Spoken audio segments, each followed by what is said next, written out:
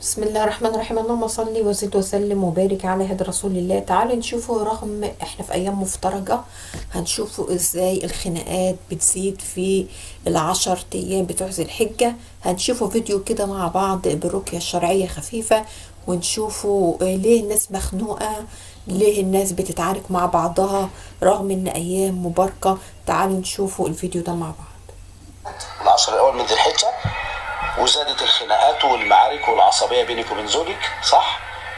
البيت ما بيهداش بقى، ناخده من دلوقتي كده اليوم الوقفه ويشتد قوي ليله العيد والخناقات تزيد، وحضرتك في بيت ابوكي احلى ايام في السنه، صح؟ وعصبيه غير عاديه وتبادل بالمشاكل والصوت العالي. لو سمحتوا قولوا لا اله الا الله يا جماعه. 80% تقريبا من مشاكل البيوت في ايام الشعائر وايام الاعياد ما بيبقاش انتوا السبب، بيبقى يا اما شياطين انس او جن. البيت بيبقى مستهدف، والا اشمعنى الايام دي اللي يحصل فيها خناقات كتيره؟ وانا هثبت لحضرتك ولحضرتك دلوقتي حالا بحول الله وقوته وقدرته بايه واحده ودعاء، ان حضرتك مأذي، وان المشكله خفيه وتحت الترابيزه، ان المشكله مرتبطه باذى من شياطين انس او جن، وانت تتاكد. بس لو سمحت وقفوا مشاكل. اسمع كده، اسمعي حضرتك دقيقتين ان شاء الله. اعوذ بالله السميع العليم من الشيطان الرجيم، من همزه ونفخه ونفثه. بسم الله الرحمن الرحيم. واوحينا الى موسى ان الق عصاك فاذا هي تلقف ما يافكون، فوقع الحق وبطل ما كانوا يعملون، فغلبوا هنالك وانقلبوا صاغرين، والقي السحرة ساجدين، قالوا آمنا برب العالمين رب موسى وهارون. بسم الله بسم الله بسم الله.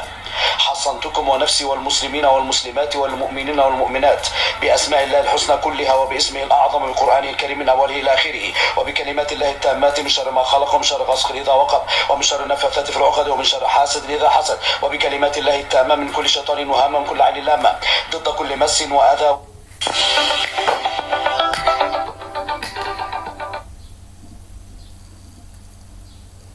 طبعا انا بحاول اجيب لكم بالدليل والبرهان، لان فعلا معظم اللي هو بيقول عليه ده انا عشته. طبعا هو بعيشه، بس اللي هي طبعا حتة نفس خبيثة حاسدة، حسد جامد قوي من القرايب او غير القرايب. وقلنا قبل كده وفي فيديوهات كتيرة ان الحسد اقوى 3 مرات من السحر، فما بالك انت عايش الاتنين مع بعض. واحد جارنا اسمه عم عادل برضو، بنته متجوزة في شرم، في طور سينا، وبرضو اتصلت بيه من يومين بالتحديد وبتقول يا بابا مشاكل مع جوزي وحماتي قلبة، حماتي واخته قلبين جوزي عليا ويعني ايام مفترجة، والمفروض ان انا كنت صايمة وبدعي. انا مش عارفة ايه اللي بيحصل لي، عشان محدش يقول لي انت كل حاجة بتعلقي على حتة السحر. لا، احنا قلنا حسد، قلنا سحر، قلنا شياطين الانس اللي هو حماتها واخت جوزها اللي هي صبيتها بيقوموا جوزها عليها، وهو زعلان جدا لان هي متجوزة عندها مثلا حوالي 34 او 35 سنة، خدته مطلق عادي يعني، بس سمعته كويسة ومبسوط ومرتاح ماديا والحاجات اللي انتوا عارفينها دي.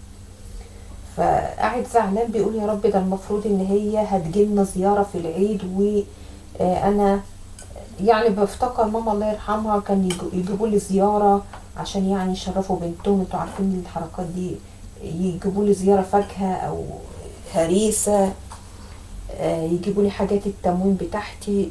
وفي نفس كل ده كان برضك طليقي مش طايقهم، يسيبهم وينزل، و لدرجة ان ماما الله يرحمها كرهت ان هي تيجي اسكندرية بسببه، مقابلته وحشة، بيعمل نفسه ان هو مشغول مش طايق يشوفهم. عكس بقى اما اهله يجوا، حد من اهله يجوا من السفر، لا احلى معاملة ويباتوا يوم واثنين وثلاثة وابقى تحت خدمتهم. فاهمين انتوا الحكاية دي؟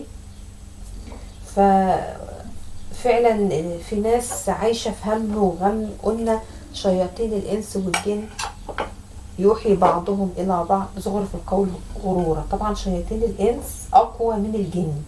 اللي هو حد إيه يقولك هو أنت شيطانة، اللي هي النفوس الخبيثة عموما، النفوس الخبيثة. شفنا ولد كان اتصور فيه، كان داخل البيت ده فيه كاميرا واسانسير، وقالوا يا جماعة الولد ده حط لينا لو مؤاخذة يعني دم وورقة كده مكتوب عليها وحتة هدمة قدام البيت، وقالوا الواد ده ادي الصورة بتاعته اهو، الواد ده عامل لنا سحر في الايام المفترجة. دي بقى النقطة اللي انا اهلي ما كانوش بيصدقوني فيها. ازاي انت تعبانه وايام مفترجه؟ ازاي انت تعبانه وفي ايام رمضان او ايام ذي الحجه واشهر مفترجه وايام عارفين انتوا الحته دي، وما تعرفيش بقى تبرري، ما تعرفيش تردي، ما تعرفيش ان انت مش فاهمه حاجه. واذا بفيديوهات اللي انا وريتها لكم دي بتورينا قد ايه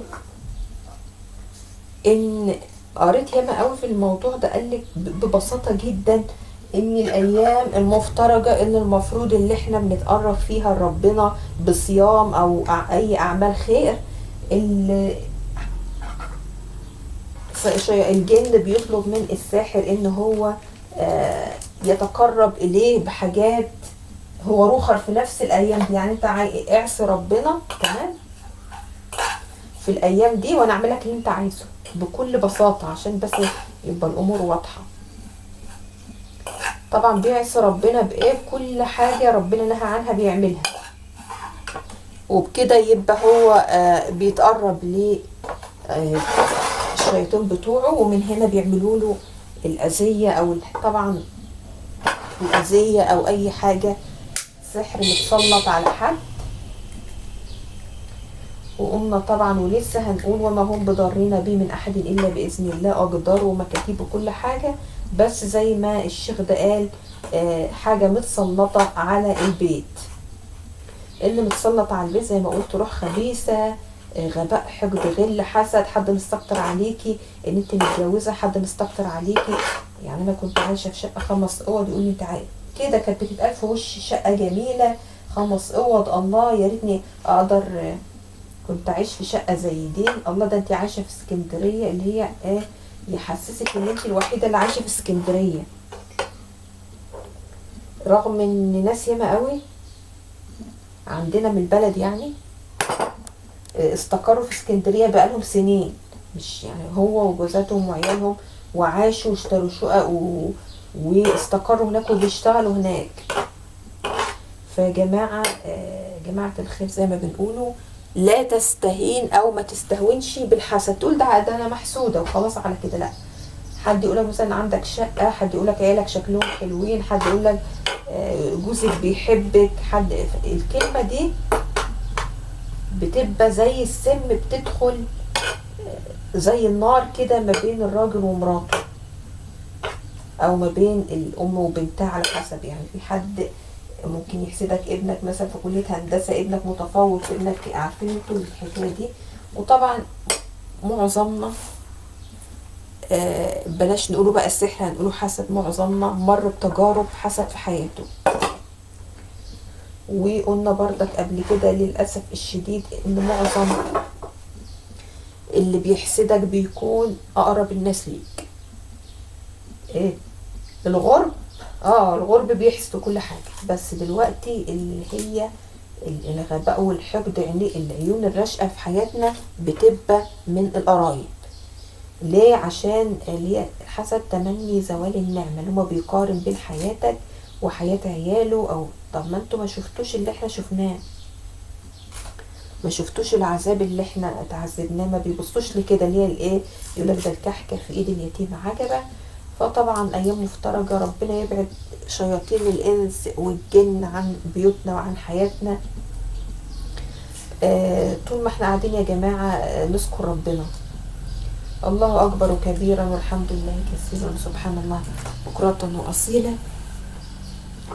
حسبنا الله ونعم الوكيل في كل عين رشقة في حياتنا، في كل عين بتستكتر علينا. طبعا حياتنا بيستكتروا عليك وحدتك، تبقى انت قاعد بتتعذب بين 4 حيطان، عارفين انتوا الحكاية دي؟ ما انتش لاقي حد حتى تكلمه،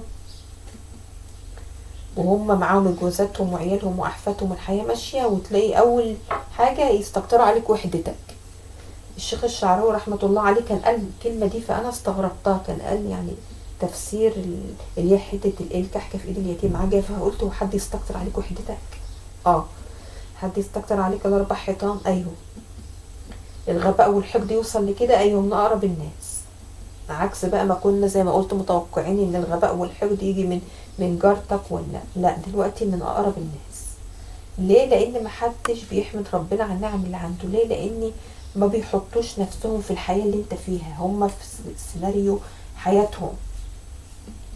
اتقالت لي قبل كده برضو من اقرب الناس: انت عايشة ببيت طويل عريض لوحدك، انت عيالك هيتجوزوا، انا عيالي صغيرين، انت عايشة مرتاحة البال والخاطر. مرتاحة بال وخاطر ايه؟ على واحدة مسحورة ومحسودة. فين ده؟ انا بقول يا ربي انا ما كنتش اعرف حتة اللهم اني يعني اتمنى، او في بعض الادعية: يا رب راحة البال، يا رب راحة الخاطر، يا رب الستر وراحة البال. الحمد لله مستورة، واما بنعمة ربك فحدث.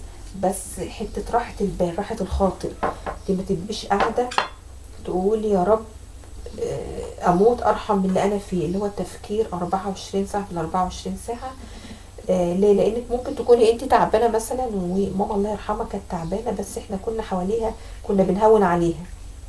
فتبقى انت تعبان وحواليك عيالك وحواليك جوزك، حواليك ايدك بتتمد لك، سهيان مع اللي حواليك. فاهميني؟